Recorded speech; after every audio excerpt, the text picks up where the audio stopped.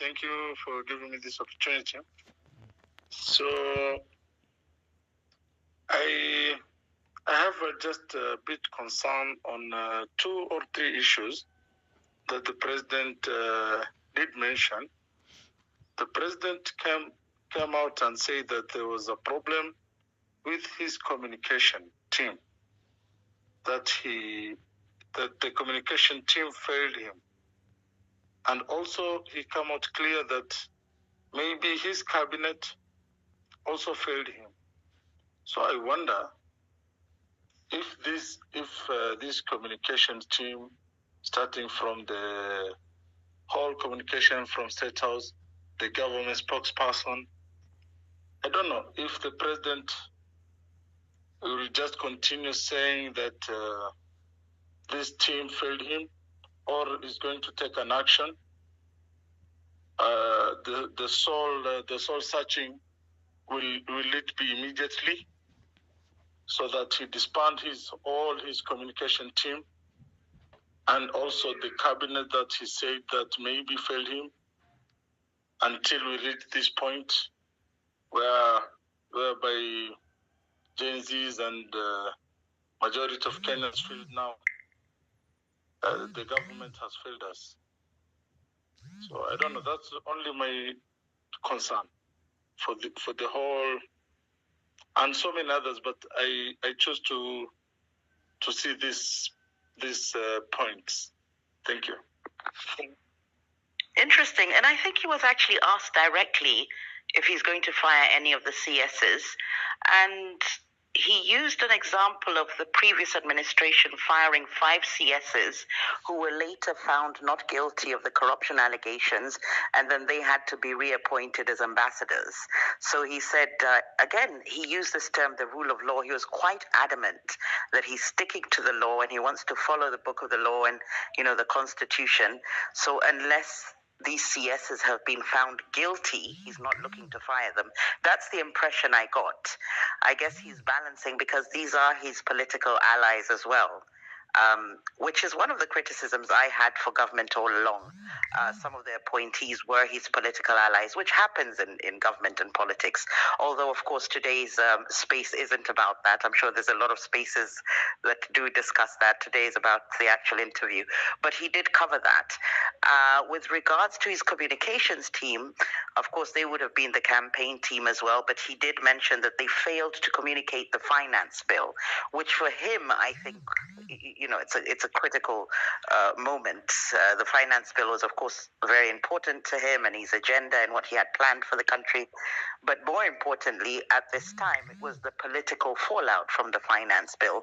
And if he feels that communication was one of the reasons, which he stated categorically, he said people didn't know that this was going to stop us from importing onions and fruits from Europe. People didn't know that this was going to encourage us to actually manufacture sanitary towels. People just didn't understand this finance bill.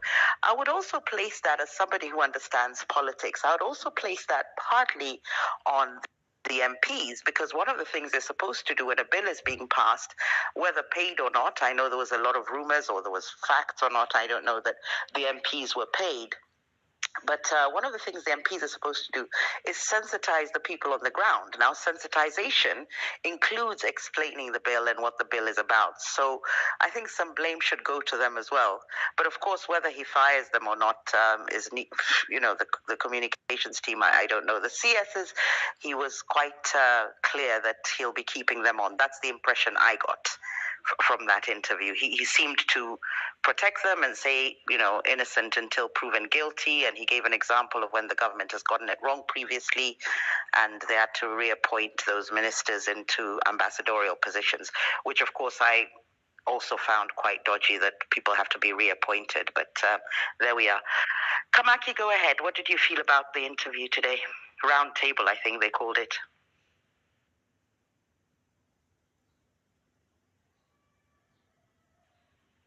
Okay, we don't seem to have Kamaki.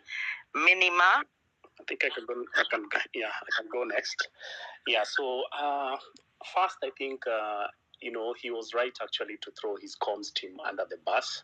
And what really stands out for me is that since these, the happenings of the last 2 weeks have been driven largely by Gen Z, the choice of platform today was really, the wrong choice. He should have prioritized, digital new media, online media over traditional media. So this roundtable, in the first place, should have prioritized the target audience, which are Gen Zs. So I think something needs to be done in terms of that communication team. Secondly, if he's saying that his messaging finance bill was the blame, he did his company also, try to push that message on the new platforms. But also, speaking to his demeanor today, I still feel that he feels a little bit dejected from the rejection that he's been receiving of the last 2 weeks. And I think instead of, they usually say, never let a good opportunity, a good crisis go to waste. This is an opportunity for him, I think, to do a 180 degrees on the people that are holding him hostage. We know that politically, after he came to power, the reason why there is so much extravagance and huge spending and so many roles that are being made up, some that are really not necessary, is because he has to pay back to the politicians, to the political class who helped to get him on board.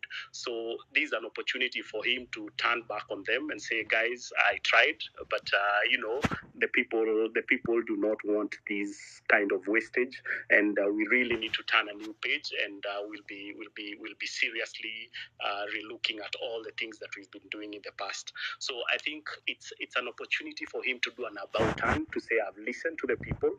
The people are really, complaining about our expenditure, and we really need to turn around. So it's not just about the finance bill. Secondly, I think he needs to get a new team. The CSAs and all these guys. I think when I look at it, he looks like he has a team that is really incompetent. And for him to be at the forefront of championing and pushing for everything, I think means that he has an incompetent team, and he really needs to, go back to the drawing board and ask himself, how did I end up with these guys? Can I get a better team that can actually deliver? So, yeah, I think that's my two cents.